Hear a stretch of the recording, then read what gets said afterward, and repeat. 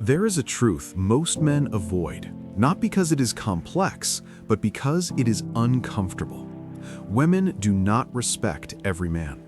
Some men are tolerated, some are kept around for convenience, some are valued for what they provide: time, attention, emotional safety. But respect is different. Respect is not warmth, it is not affection, and it is not guaranteed by effort alone. Most men grow up believing a simple story: if you are kind enough, patient enough, and giving enough, respect will eventually follow. Stoicism dismantles this belief without mercy. What you chase, you elevate above yourself, and what you elevate above yourself, you surrender power to. When a man overgives, over-explains, and over-invests emotionally, he is not demonstrating value. He is signaling uncertainty. Uncertainty about his worth, uncertainty about his place, uncertainty about whether he stands firm on his own.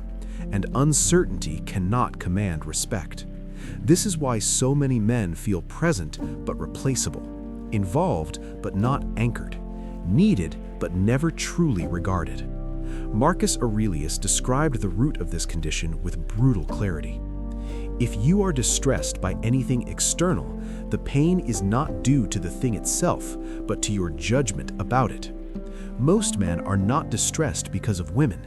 They are distressed because they have outsourced their self-worth.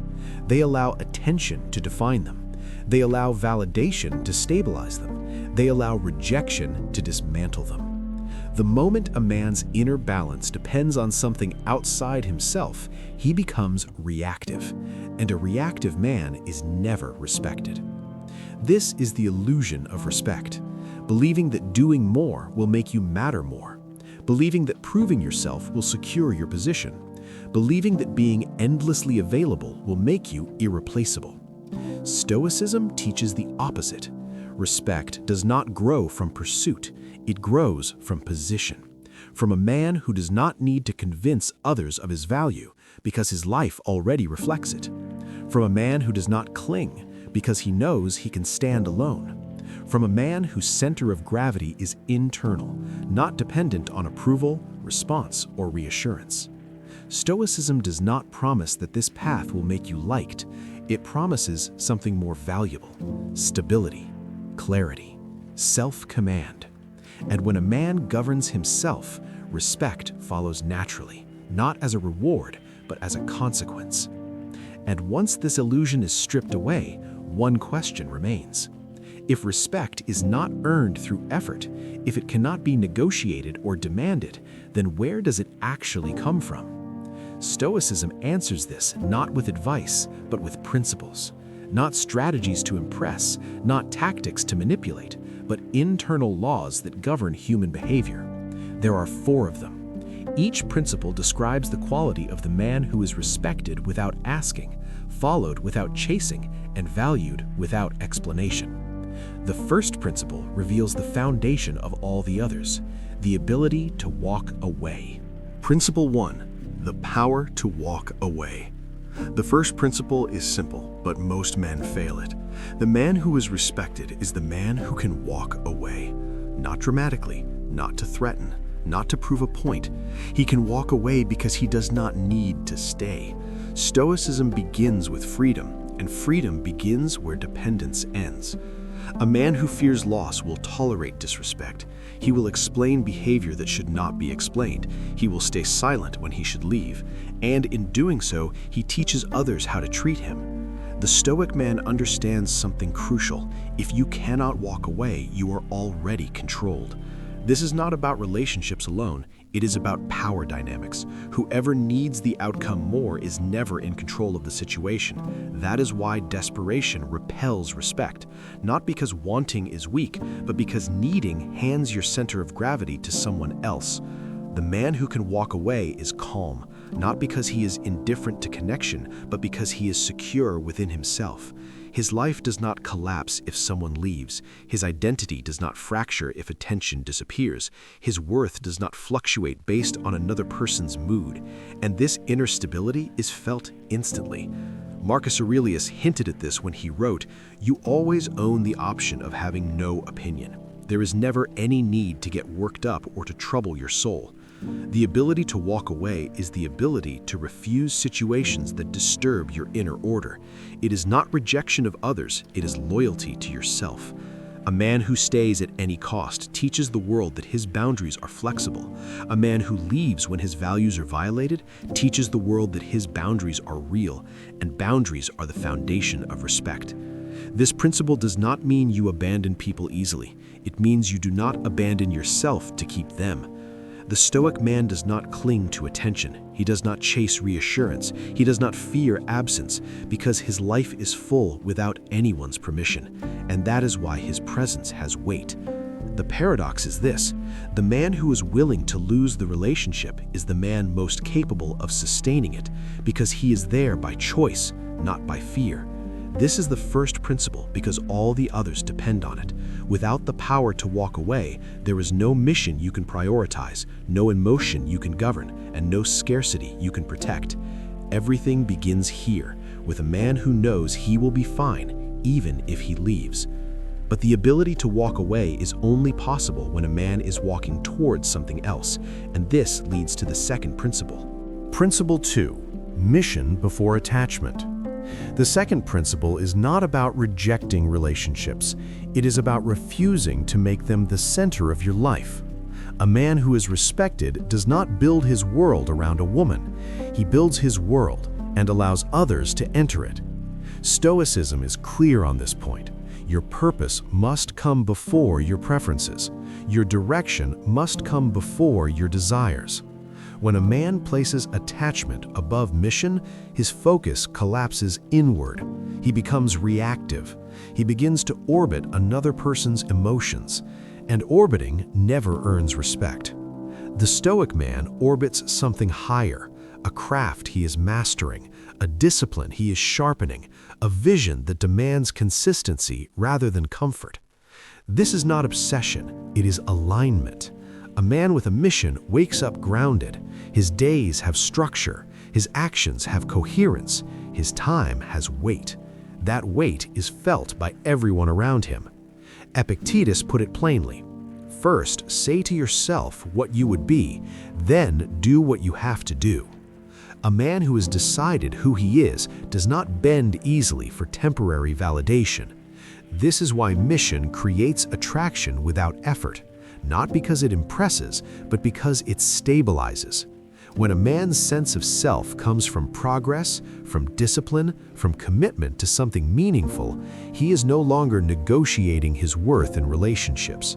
He shows up whole, not seeking completion, not asking to be chosen. Attachment, when it comes first, creates fragility. Mission, when it comes first, creates gravity. The Stoic man understands this hierarchy. He does not sacrifice his direction to maintain emotional comfort. He does not abandon long-term purpose for short-term reassurance. And paradoxically, this is what allows him to be present, calm, and grounded in connection. Because he is not there to be validated, he is there by choice. This principle explains why respected men are often unavailable, not emotionally distant, but engaged elsewhere. They are not running away from connection, they are running toward meaning, and meaning always commands respect. But even a man with direction will be tested, which is why the third principle is not about where you are going, but about how you remain unmoved along the way. Principle 3. Emotional sovereignty. The third principle is not about suppressing emotion. It is about refusing to be ruled by it. A man who is respected does not panic when emotions shift. He does not chase clarity. He does not react impulsively to uncertainty. He remains sovereign. Stoicism teaches that emotions are events, not commands.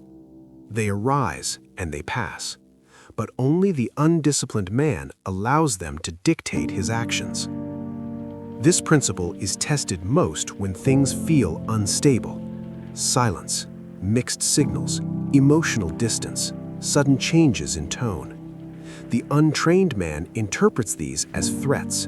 He rushes to restore comfort. He seeks reassurance. He tries to control what cannot be controlled. The Stoic man does none of this. He understands a fundamental boundary. You do not control other people's emotions. You control your response. And response is where power lives. Marcus Aurelius captured this with precision. Choose not to be harmed, and you won't feel harmed. Don't feel harmed, and you haven't been. This is not denial, it is self-command.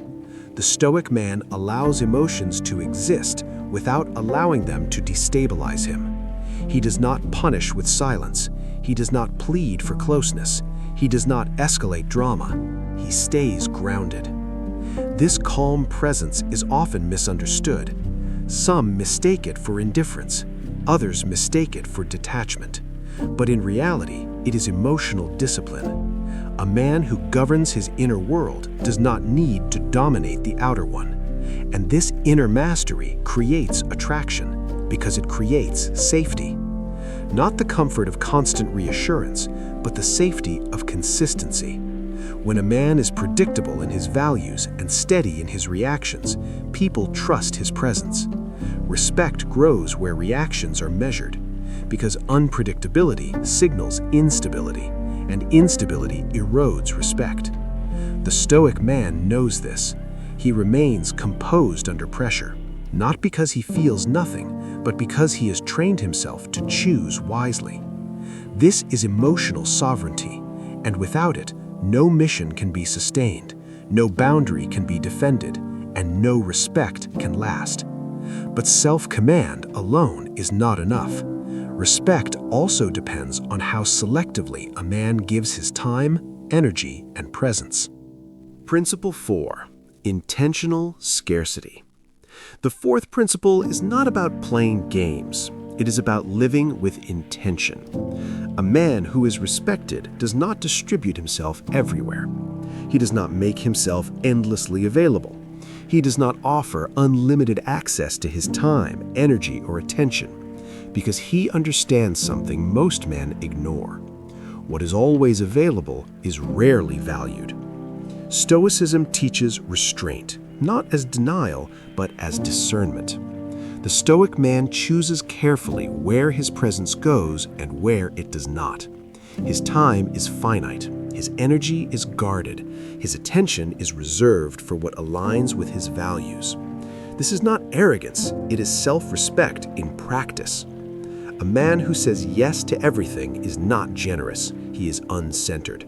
And an uncentered man cannot command respect.